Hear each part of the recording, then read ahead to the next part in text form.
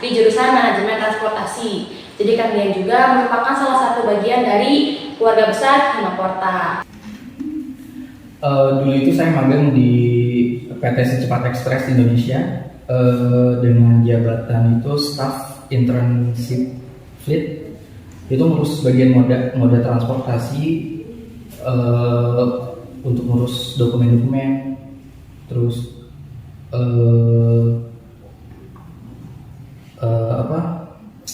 kendaraan tuh maintenance kendaraan kayak gitu. Jadi basic lah kalau untuk di staff itu. Untuk di PT kita sendiri itu sebenarnya banyaknya itu banyak tipe ya.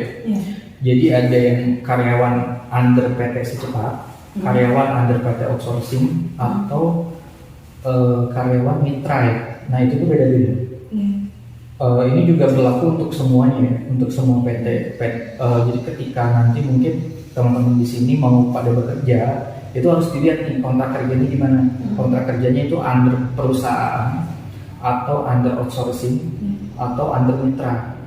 Nah itu apalagi sekarang kan ada undang-undang omnibus law ya. Nah itu kita harus benar-benar hati-hati untuk memilih, dan kita harus teliti lah dalam menjalani kontrak kerja ke depannya gitu. Jadi ketika di Himaporta ini banyak ya, yang salah satu paling besar itu belajar untuk tanggung jawab, itu sangat penting banget.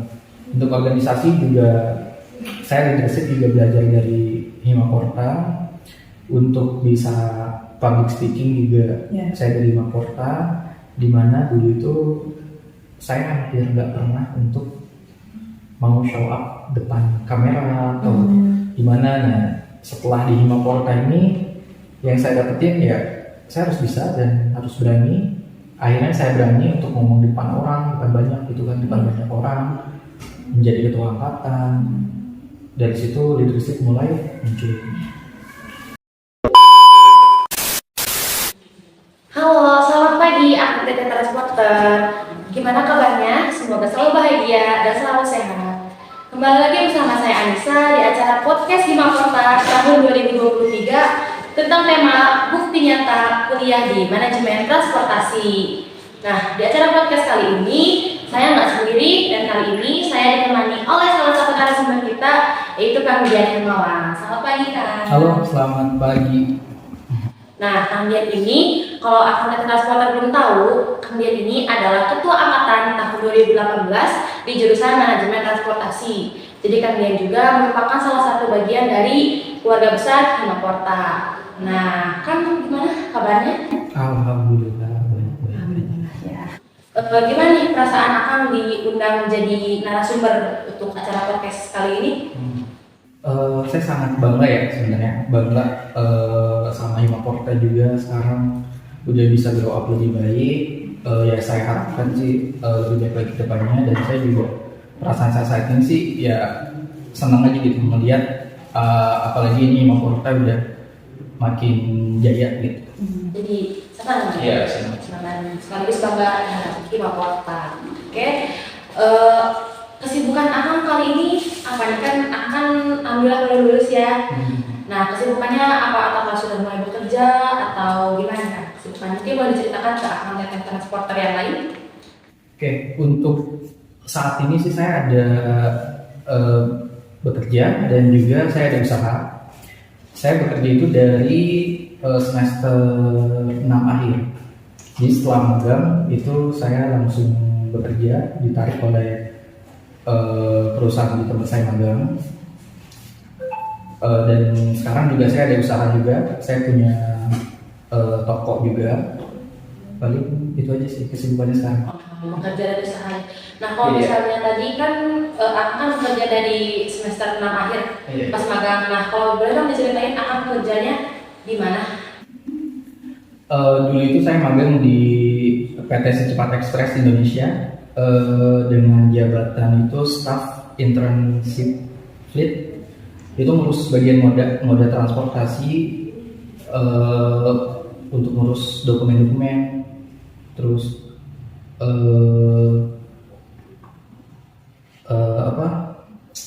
kendaraan tuh maintenance kendaraan kayak gitu. Jadi basic lah kalau untuk di staff itu. Nah, lanjut setelah di staff itu, saya kan waktu itu minta izin dulu. Jadi setelah beres magang, saya minta izin untuk beberapa minggu mengurus dokumen-dokumen di kampus. Nah, dokumen untuk sidang KP waktu itu. Ya, untuk sidang KP. Nah, setelah sidang KP, saya ditelepon lagi, bisa nggak untuk pegang grade Bandung Kaca Piring waktu itu.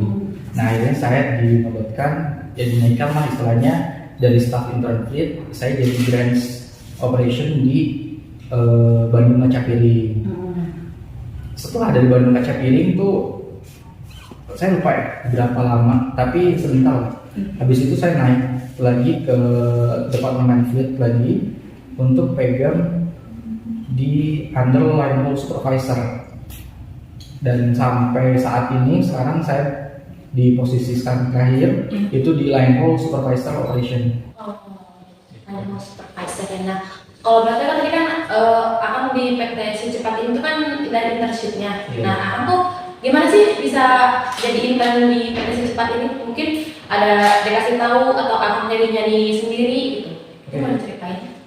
Awal magang berarti. Awal magang itu jadi ini. Sebenarnya saya itu magang itu awalnya itu apply ke daerah Tanjung Priuk ya. Daerah Tanjung Priuk. Salah satu PT cukup gede juga dan saya udah keterima waktu itu. Cuma di satu kesempatan yang itu waktu itu kan masa COVID ya, tahun 2021 apa ya, saya sama dulu ya, 2021 saya magang, itu masa COVID, itu masa-masa WFH pokoknya. Nah, saya diminta untuk WFH dari sana, dari PT yang di Tanjung Priok itu. Nah, akhirnya saya minta izin untuk bisa nggak tetap untuk WFO gitu, karena saya kan butuh pengalaman nih. Cuman dari pihak mereka nggak bisa. Nah, akhirnya saya mengundurkan diri dari sana dengan secara baik-baik ya. Secara baik-baik, akhirnya saya coba apply ke Secepat itu, ada di website juga, bisa dicek gitu. Habis di apply, alhamdulillah saya keterima waktu itu, di interview dan lain-lain. Ya diterima, habis itu ya. Ini kan tadi kan kalau misalnya aman udah berapa kali naik jabatan nih di PT Secepat.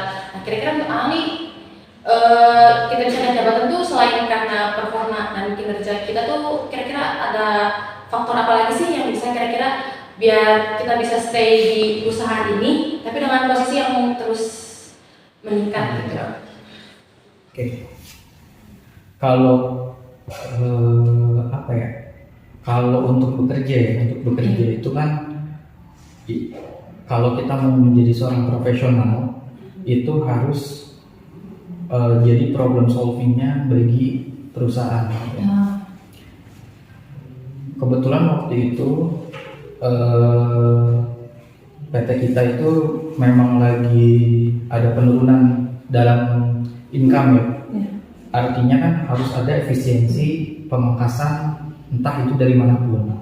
Nah, saya ngasih solusi kepada tim manajemen di mana di kampus saya tuh belajar kan banyak banget untuk masalah transport ya. Nah, saya itu waktu itu menghitung ini biaya bebannya untuk sewa kendaraan, biaya bebannya untuk supir. Nah, saya coba hitung, akhirnya ada tuh solusi-solusi yang bisa di-apply untuk di PT Secepat ini. Nah, akhirnya dari situ dapatlah kepercayaan kan. Nah, dari udah dapat kepercayaan itu baru kita ibaratnya kalau punya tanggung jawab nih, kita dikasih nih kepercayaan, tanggung jawab selesaiin. Jadi jangan sampai kita keluar di awal, tapi ketika dikasih tanggung jawab kita nggak bisa. Nah, lebih baik kita tanya dulu sampai akhir. Misalnya saya punya problem solving kayak gini nih, masalahnya di perusahaan gimana nih? Oh, masalahnya di A. Habis itu tanya sampai benar-benar detail, baru kita kerjain. Jadi jangan sampai kita baik kita kerjain tapi kita nggak bisa, atau mungkin kita nggak ngerti gitu, problemnya itu nggak akan selesai. Berarti kayak jadi problem solving terus dan tanya jangan ragu buat nanya berarti ya gimana kita bisa nyelesain masalah di perusahaan ini. Nah tadi kan kalau misalnya kerja di perusahaan itu kan pasti kayak ada kontrak gitu ya Kak, kontraknya. Nah kalau misalnya di si cepat ini sistem kontraknya gimana kan? Nanti tiap perusahaan beda-beda ya sistem kontraknya. Kalau aku nih gimana? Apa yang berarti kan kalau misalnya naik jabatan kan otomatis kita perpanjang kontrak kan. Nah apa yang bikin setuju untuk perpanjang kontrak kayak gitu? Kalau sistem di kami itu sistemnya 3 bulan itu probation itu percobaan. Jadi masa-masa apa namanya itu training ya, training itu OJT ibaratnya lah.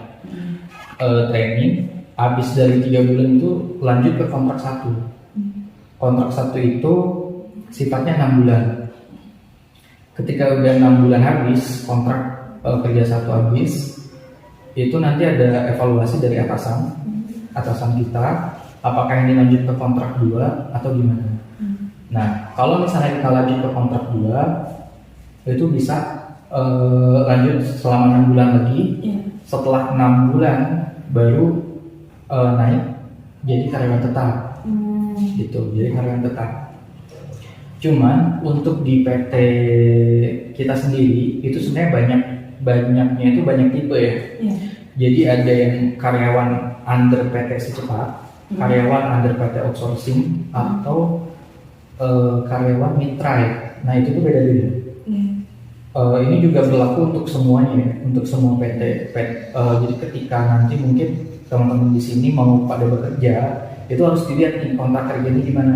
Kontrak kerjanya itu under perusahaan atau under outsourcing atau under mitra. Nah itu apalagi sekarang kan ada undang-undang omnibus law ya. Nah itu kita harus benar-benar hati-hati untuk memilih, dan kita harus teliti lah dalam menjalani kontrak kerja ke depannya gitu. Oke, mungkin bisa diperhatikan lagi ya akan PT. Apalagi kalau misalnya anak yang berminat bekerja di PT Secepat, mungkin bisa hubungi kalian untuk menanyakan informasi. Tadi kan akan juga ada usaha, akan punya usaha. Mungkin boleh diceritain akan usaha apa, sudah berapa lama? Oke. Jadi saya punya toko, toko sembako, di mana produk unggulan saya itu produknya terigu, gula, sama beras. Nah, untuk saat ini memang beras itu belum terlalu fokus ya. Fokusnya itu di terigu sama gula. Itu saya masuk langsung dari pabrik ke pabrik gitu. Jadi saya memotong jalur supply chain ya, dari pabrik ke distributor gitu kan, distributor ke agen. Nah di mana saya itu memotong dari pabrik langsung saya masukin ke pabrik lagi, karena saya punya customer lumayan banyak pabrik yang membutuhkan terigu dan gula, dan saya bisa masuk itu. Apa sih yang bikin Akang kepikiran untuk memulai usaha Akang? Kayak apa ya, gula dan terigu itu kan salah satu kebutuhan penting bagi masyarakat kan. Apa sih yang bikin Akang kepikiran buka usahanya ini? Awalnya sama ya, jadi kita harus jadi problem solving bagi banyak hal gitu ya. Nah salah satunya saya buka usaha ini, awalnya itu ada problem dari pabriknya, di mana pabrik ini nggak bisa dapat terigu dan gula dengan tepat jadwal, di tepat waktu, nggak bisa juga pembayaran tempo yang jangka panjang. Nah dari situ saya masuklah. Jadi problem solving bagi mereka, saya punya ini produk gitu kan. Saya punya produk. Jadi keluhannya apa, ininya apa, yaudah jalan. Akhirnya alhamdulillah sekarang udah hampir 6 bulan. Ya udah 6 bulan menjalani usaha ini. Berarti baik akan kerja maupun akan usaha posisinya sebagai problem solving gitu ya? Iya. Karena emang harus menyelesaikan masalahnya kan. Nah, ada nggak sih skill khusus yang dibutuhkan untuk kerja di posisi Akang sekarang? Mungkin kayak ada beberapa nih materi di mata kuliah transportasi ini yang bisa dijadiin skill khusus gimana nanti bekerja untuk di posisi akang? Yang paling sering ya, yang paling sering untuk di dunia kerja, khususnya di tempat saya, posisi saya, itu VRP itu sangat penting ya, karena hampir tiap hari itu VRP. Karena VRP itu adalah jadi bukan acuan, jadi nggak kita modelin sekali habis itu selesai gitu, enggak. Tapi tiap hari itu pasti beda-beda karena kita kan punya volume paket yang berbeda. Jadi ketika udah ada masuk nih jumlah volume paket segini, jumlah masuk segini, keluar segini, ya kita harus buat rutenya gitu. Minimal buat rute, habis itu pakai kendaraan yang mana, supirnya butuh berapa. Selain VRP paling riset operasi. Itu kebutuhan kendaraan ya. Jadi kita nanti ngecek juga mana yang paling murah gitu kan. Karena kan kami sebagai swasta ingin cost yang kecil tapi revenue yang gede gitu ya. Itu pihak swasta. Jadi kalau unggulannya sih itu ya, paling dikit-dikit pemodelan transportasi itu ya oke lah. Dan itu tuh skill yang tadi Kang Dian omongin itu akan mereka transporter pelajari. Nah kebetulan saya baru belajar VRP, kemarin baru melewati PI 1 dan itu tuh emang agak gimana gitu ya. Cuma nanti pasti kalau misalnya anak PT transporter nanti bekerja atau mungkin yang tadi Kang Dian sampaikan itu nanti VRP itu bakal membantu banget, terus riset operasi dan ya yang berhubungan dengan kendaraan, jumlah kapasitas kendaraan itu tuh pasti nanti bakal berpengaruh banget. Apalagi kalau misalnya anak teteh fokusnya bekerja di bidang pendistribusian, itu pasti bakal berpengaruh banget. Oke, ada skill lagi yang akan punya atau mungkin akan punya sertifikasi khusus? Paling yang pasti komunikasi ya. Komunikasi itu yang utama ya. Entah komunikasi ke atas, entah komunikasi ke bawah gitu. Jadi komunikasi itu beda ya ketika kita bicara dengan atasan, ketika kita bicara dengan bawahan, atau bahkan ke level untuk di perusahaan kami yang rendah, misalnya supir atau office boy atau dan lain-lain, itu beda gitu. Perlakuannya, cara kita merangkulnya, makanya itu komunikasi itu sangat penting banget ya. Yang kedua itu kita harus punya tanggung jawab itu dia. Jadi skill-skill yang itu tuh kayak harus melekat gitu lah. Kita punya tanggung jawab gede gitu. Paling yang ketiganya itu jadi leadership yang baik gitu. Kita harus jadi win-win solution bagi atas sama ataupun bawah gitu. Kayak misalnya kita ada sebuah masalah, gimana caranya tidak saling merugikan. Minimal itu jangan sampai merugikan banget lah. Kalau merugikan oke lah pasti ada gitu dari pihak manapun, dari pihak atas atau pihak bawah. Cuman kita harus ibaratnya bisa meminimalisirnya. Itu leadership itu sangatlah penting. Kalau sertifikasi sendiri sertifikasi SAP, habis itu sertifikasi Exim. Selanjutnya saya punya sertifikasi juga untuk di Harvard English Course, itu di bahasa Inggris. Paling itu aja untuk sertifikasi. Kalau cara aku bisa mendapatkan sertifikasi yang tadi akan sebutin itu gimana? Mungkin bisa di-share juga.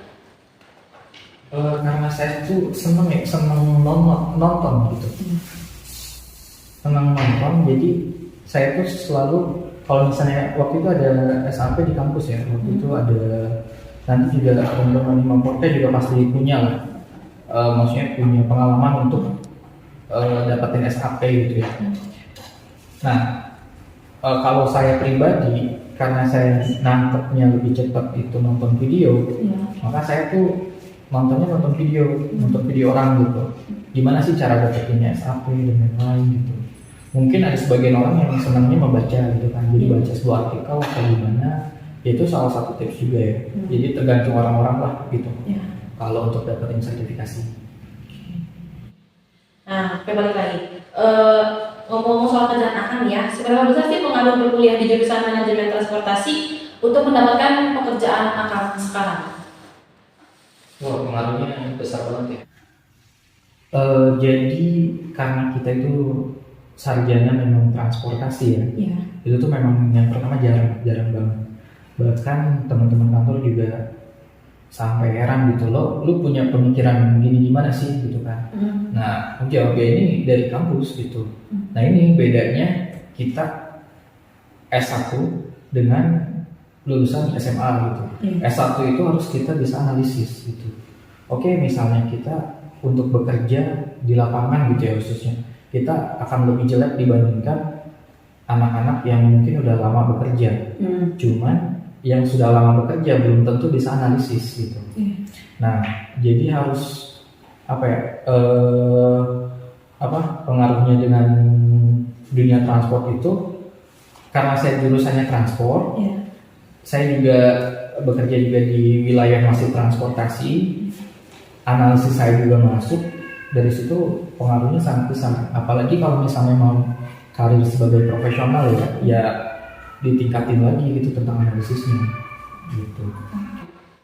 Nah, karena berpengaruh besar jurusan akang dan kerjaan akang ini, apa sih yang menjadi motivasi akang dulu memilih manajemen transportasi ini sebagai jurusan kuliah akang? Kan jurusan ini kan bukan jurusan yang umum, atau mungkin pilihan pertama orang ketika ditanya jurusan apa nih gitu.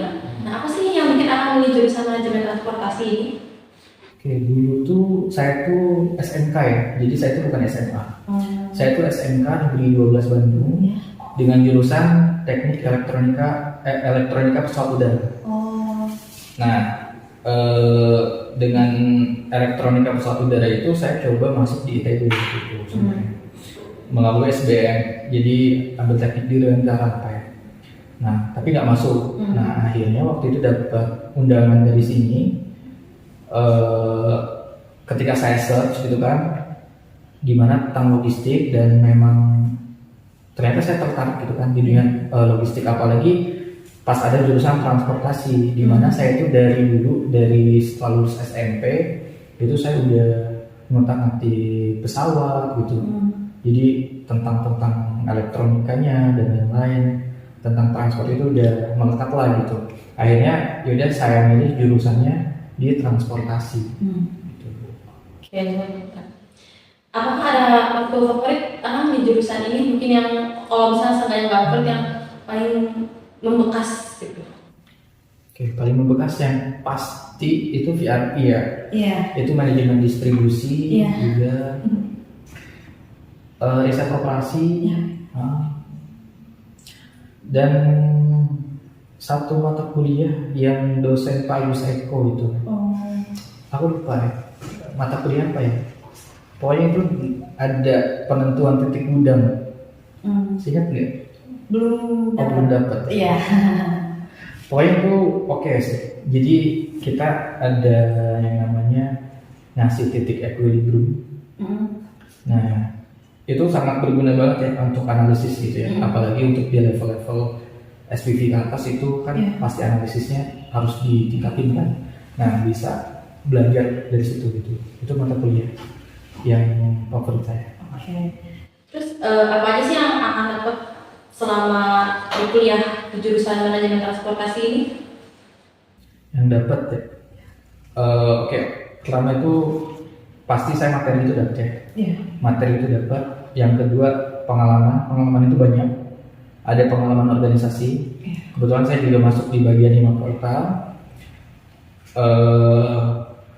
Selain pengalaman di organisasi juga, saya juga pengalaman untuk kayak ngasih sebuah kayak pencapaian saya gitu kan untuk di transport.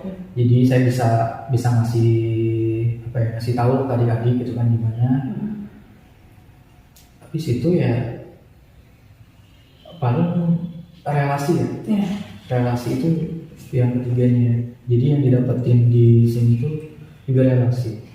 Jangan salah, teman-teman di sini juga banyak yang apalagi kakak tingkat gitu yang saya hubungi itu mereka juga oke sih.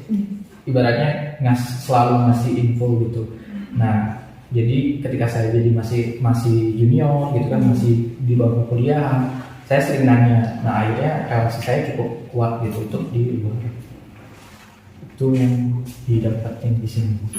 Kalau itu kan lebih tetapnya. Kalau misalnya di Hima Portanya nih, apalagi kan aku kan sebagai kakak kan. Kalau kakak kan kalau misalnya dari cara bagian aja hampir ada di setiap kabinet kan ya. Gimana mungkin akang bisa share pengalaman akang sebagai kakak yang sampai saat ini pun mungkin masih sering dihubungi oleh pihak Hima Portanya. Mungkin bisa diceritakan. Yang pertama itu juga salah satu tanggung jawab, saya belajar tanggung jawab di Maporta, dimana ketika saya dipilih oleh teman-teman saya seangkatan, setelah kaderisasi itu saya dipilih oleh teman-teman, artinya mereka itu menitipkan tanggung jawab ke saya. Ya, percaya kakak. Ya, percayalah. Gimana caranya nih saya bisa membangun. Nah, akhirnya dari situlah tanggung jawab saya itu mulai muncul gitu. Muncul. Jadi selain saya jadi anak kampus gitu ya, anak kampus biasa, saya juga harus merangkul teman-teman angkatan nih dalam hal info gitu kan, ada apa aja nih nanti di kampus. Terus di Maporta ini ada apa aja. Jadi ketika di Maporta ini banyak ya, yang salah satu paling besar itu belajar untuk tanggung jawab itu sangat penting banget. Untuk organisasi juga saya leadership juga belajar dari Hima Porta. Untuk bisa public speaking juga saya dari Hima Porta, dimana dulu itu saya hampir nggak pernah untuk mau show up depan kamera atau gimana. Nah, setelah di Hima Porta ini yang saya dapetin ya saya harus bisa dan harus berani. Akhirnya saya berani untuk ngomong di depan orang, depan banyak gitu kan, depan banyak orang, menjadi ketua angkatan. Dari situ leadership mulai muncul. Terus ini tips and trik yang boleh akan share ke angkatan transporter yang mungkin masih berkuliah, kan ada mahasiswa baru, ada yang angkatan nggak baru-baru amat kayak saya, ada angkatan yang udah agak akhir, ada angkatan yang lagi mau magang. Mungkin ada tips tuh gimana sih berkuliah di manajemen transportasi. Yang pertama tuh jadi ini ya, kalau aku dulu ketika kuliah gitu ya, kebanyakan itu sebenarnya banyak orang tuh mampu ya untuk menyelesaikan sebuah mata kuliah, cuman yang paling utama itu mereka tuh malas gitu. Nah, rasa malasnya itu harus cepat-cepat disingkirin lah gitu. Karena untuk kuliah tuh mata kuliah sesusah apapun pasti selalu ada jalannya gitu. Mau dosen segimana pun pasti ada lulusnya gitu kan ibaratnya. Nah, jadi yang pertama itu ya itu jangan malas. Terus yang kedua usahakan hadir aja gitu. Jadi jangan tipsen lah gitu. Ya. Karena absen juga ngaruh ke lulusan. Jadi kayak kalau untuk berkuliah mah ya, terus juga jangan terlalu dibawa serius ya. Kalau dibawa serius banget itu pasti bawanya stres ya. Burn out gitu.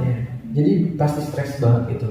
Apalagi ketika kita lihat nilai UTS dapatnya di bawah KKM gitu kan, kayak udah gimana gitu. Tapi jangan pesimis. Karena saya dulu pernah ya, ada salah satu dosen di mana UTS itu saya dapat cuma nilai 20 aja. Waktu nilai 20, tapi ketika UAS dan tugas saya selalu ngumpulin, dan UAS itu saya perbaiki, saya bagus, akhirnya lulus gitu. Nah, jadi yang pertama itu jangan males, yang kedua ya masuk aja gitu kan, jalani. Jangan kayak udah saya mah udah pasti nggak lulus gitu kan. Nah, jangan kayak gitu, karena nanti ujung-ujungnya tetap pasti ngulang lagi di situ lagi gitu. Karena mata kuliah itu kan ada mata kuliah wajib, mata kuliah pilihan. Nah, kebanyakan yang wajib ini pada mereka skip, akhirnya repot di akhir. Nah, Nah jadi seharusnya tuh yang wajib itu benar-benar dihabisin dulu yang wajib. Selesainya nanti ketika semester 7 udah mata kuliah pilihan. Jadi saya juga waktu itu juga kenapa bisa bekerja, karena saya semester 7 itu hanya sisa sekitar 3 mata kuliah.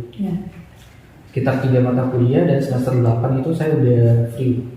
Jadi hanya tinggal skripsi aja. Nah dari situ kan banyak waktu luang tuh. Akhirnya saya fokuskan diri untuk di pekerjaan gitu. Kalau misalnya anak sebagai mahasiswa, nah kamu belajarnya kayak gimana sih? Apakah mepet ketika ada info UTS gitu, atau mungkin dari beberapa hari sebelumnya, atau mungkin akan adalah orang yang rajin mencatat materi yang disampaikan dosen, kayak gimana kan? Saya nggak rajin amat sih. Jadi saya itu kalau belajar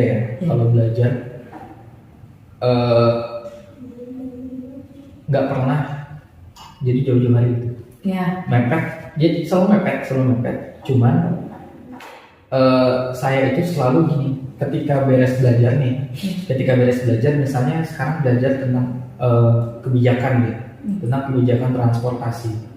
Nah setelah saya beres mata kuliah, ketika keluar, nah saya sering review dulu sedikit gitu kan, walaupun sedikit review gitu kan, kayak apa sih yang diomongin sama dosen tadi di catatan tadi itu gitu kan, atau di PowerPoint yang tadi itu.